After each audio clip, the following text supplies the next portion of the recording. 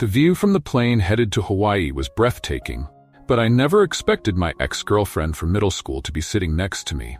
She started bringing up the past, going on and on about how worthless I am and how happy she is now, married to a rich man and needed by her husband. Suddenly, an announcement came over the intercom. "Is there anyone on board who can fly a plane?" It was shocking. They were looking for a pilot, not a doctor. Passengers began to realize the gravity of the situation with murmurs of concern. Flight attendant, while looking around, saw me and exclaimed, "Oh, it's you."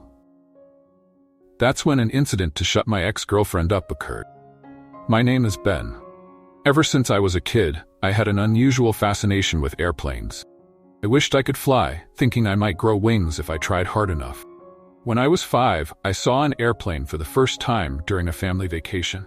That gigantic bird soaring in the sky became a symbol of freedom for me. Since then, my affection shifted from cars and trains to airplanes. My parents supported my passion by driving me to the airport every week to watch planes take off and land. Naturally, my dream was to become a pilot. I worked hard in school, believing that attending a reputable high school and college was essential for flying an airplane. My efforts paid off, and I excelled academically and physically.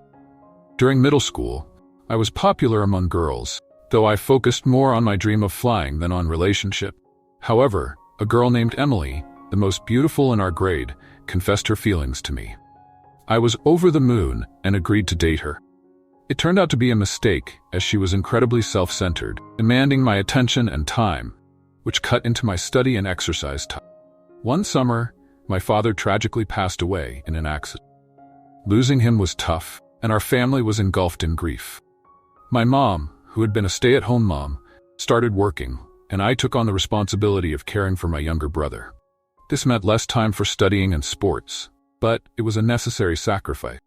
Emily, however, was unsympathetic. When I explained my family's situation, she retorted, "So what if your mom's working? You don't need to take care of your brother." Her callousness horrified me, and I broke up with her. She spread rumors and bad-mouthed me at school, but I was too overwhelmed with my own grief to care. After graduation, I decided to skip high school and get a job to support my family. Emily mocked me, saying I'd be at the bottom forever. I ignored her and left school. Years passed, and I was on a flight to Hawaii for a vacation. I had never been to Hawaii and was looking forward to it. Settling into my seat, I enjoyed the hustle and bustle inside the plane before takeoff. Just then, someone hurled into the seat next to me, bumping their elbow into me. It was Emily, my inconsiderate ex from middle school. Well, if it isn't little dropout boy, how have you been?" she sneered. I felt a chill as I realized my journey was taking a bad turn. Emily continued to belittle me, talking about how awful I was as a boyfriend and how happy she is now. I tried to ignore her and focused on the view outside. Suddenly, an announcement asked for a doctor on board, followed by a call for a pilot. The cabin erupted in commotion. Emily panicked, and the flight attendant hurried over to her. "Ma'am, please wait in your seat. There's nothing to worry about." Flight attendant then looked at me. "Are you by any chance Ben?" she asked. I nodded, and she sighed in relief. "I'm truly sorry to ask, but can you help?" she pleaded. I stood up, ready to assist. Emily gripped my arm tightly.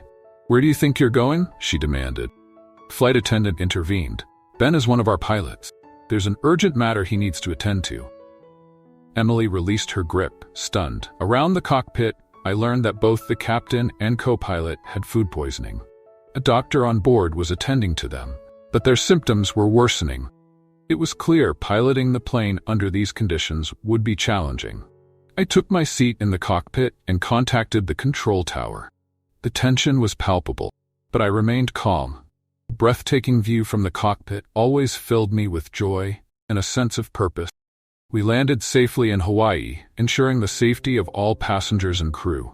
The captain and co-pilot were taken to the hospital, and I was free by sunset. I headed straight to my friend's new restaurant. Bob, my friend, greeted me with a hearty pat on the back. "I heard you had quite the day, steering a passenger plane on the fly," he said. I explained the day's events, and we laughed about the incredible odds. As we talked, a distinguished gentleman approached us. It was Emily's husband, Mike. He was a wealthy man who owned several properties in Hawaii. Mike admired my never-give-up spirit and asked to keep in touch. Later, I received a message from Emily, begging me not to tell her husband about our past. I had no desire to jeopardize her happiness and moved on, cherishing the sky where I belonged.